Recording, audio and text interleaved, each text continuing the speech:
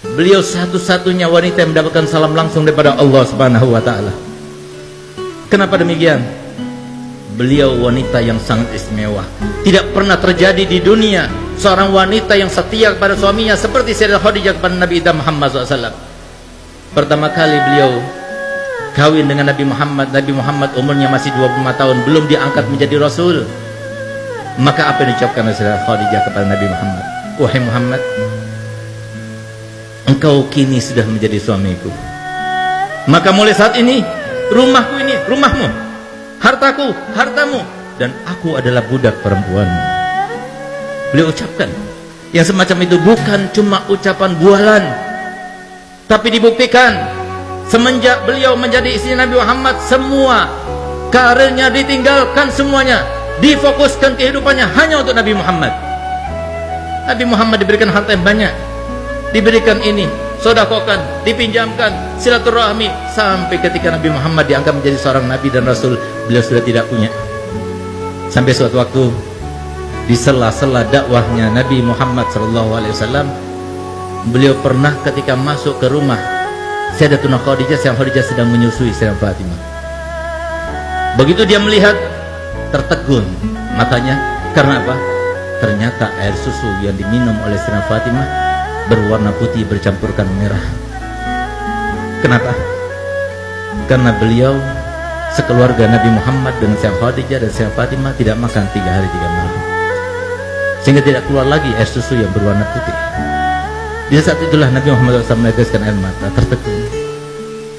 Tapi setelah itu, seperti kebiasaannya, setelah selesai Sayyidah Fatimah diletakkan tidur, maka Nabi SAW seperti biasanya tidur di atas pangkuan Sayyidatuna Khadijah. Ketika dia tidur terlelap, tiba-tiba Sayyidah Khadijah meneteskan air mata yang menyebabkan Nabi Muhammad bangun karenanya. Ketika dia bangun, dia melihat Sayyidah Khadijah dalam keadaan menangis. Maka dia tanya, "Wahai Khadijah, engkau menyesal karena telah mengawini aku?" Apa jawabannya? "Tidak, wahai kekasih. Tidak, wahai kekasihnya Allah. Aku menangis karena dulu waktu aku kaya, karena dulu waktu aku berpengaruh, karena dulu waktu aku punya, aku kerahkan semua yang aku punya untukmu, untuk dakwahmu. Sekarang aku tidak punya apa-apa. Aku yang membantumu, aku tidak punya apa-apa. Kalau penyesalan itu ya Rasulullah, kalau engkau anggap aku menyesal karena telah mengawinimu, dengarkan perkataanku. Kalau seumpama aku sudah meninggal dunia, sementara engkau masih membutuhkan biaya, engkau tidak mendapatkan biaya itu, galilah kuburanku, ambillah tulang belulangku, rakitlah, gunakan untuk sampanmu, untuk jadikan sebagai rakitmu, untuk perjalanan dakwahmu. Kalau engkau mau, pergilah ke pasar, juallah, dan hasil penjualannya kau gunakan untuk biaya dakwahmu." Sayyidah Khadijah bukan cuma bualan saja.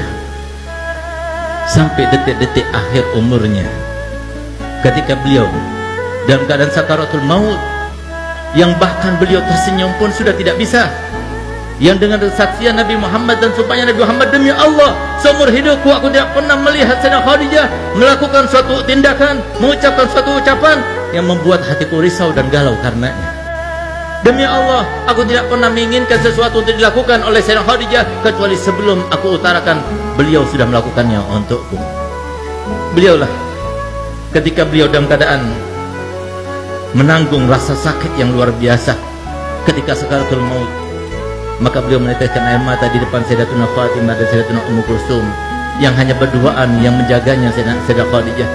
Di saat itulah ketika melihat tetesan air mata, maka Sayyidah Fatimah berkata kepada ibundanya, "Ibu, engkau merasakan sakit karena sakitmu?" "Tidak, tapi aku menangis karena memikirkan ayahmu. Kalau aku sudah meninggal, siapa akan masakan untuk ayahmu? Siapa akan mencucikan baju untuk ayahmu? Siapa akan menyenangkan hati ayahmu? Siapa akan menghilangkan gundah ayahmu?" Maka Sayyidah Fatimah berkata, "Ibu, semua yang kau lakukan, aku akan melakukannya untuk ayahku." Subhanallah, sehingga pantas Sayyidah Fatimah dijuluki oleh ayahnya Ummu Abiha, ibu dari ayahnya sendiri. Setelah Sayyidah Khadijah meninggal dunia, semua yang dilakukan oleh Sayyidah Khadijah, semuanya dilakukan oleh Sayyidah Fatimah. Subhanallah, di saat-saat beliau sedang berkeluh kesah semacam itu, tiba-tiba terdengar suara ketukan yang sangat halus, tidak keras, tidak mengagetkan mereka. Begitu kedengaran suara ketukan yang sangat halus tersebut, maka langsung isi rumah itu Sayyidah Khadijah, Sayyidah Fatimah mengatakan, "Ayahmu datang, bangunkan aku, bangkitkan aku. Sayyidah Khadijah duduk sudah tidak kuat, tapi minta pada Fatimah supaya ditopang dengan lututnya, supaya kelihatan seakan-akan dia duduk. Yang tadinya wajahnya bersenyum saja tidak bisa, dipaksakan untuk tersenyum. Sehingga ketika Nabi Muhammad datang melihat Sayyidah Khadijah dalam keadaan semacam itu, dikiranya oleh Nabi Muhammad Sayyidah Khadijah dalam keadaan sudah baik, sudah enakan. Maka Nabi Muhammad, kalau begitu aku akan meneruskan dakwahku. Dia keluar kembali. Setelah keluar beberapa langkah ke depan, tiba-tiba Sayyidah Fatimah membuka lagi pintunya dan memanggilnya, Abah, Abah, ibu sudah meninggal dunia. Sampai detik-detik akhirnya tidak mau melihat Nabi SAW dalam keadaan risau. Inilah akhlak ahlul bait. Ini akhlak yang diajarkan Nabi Muhammad SAW kepada anaknya, kepada istrinya. Semuanya berkorban untuk apa? Meraih ridho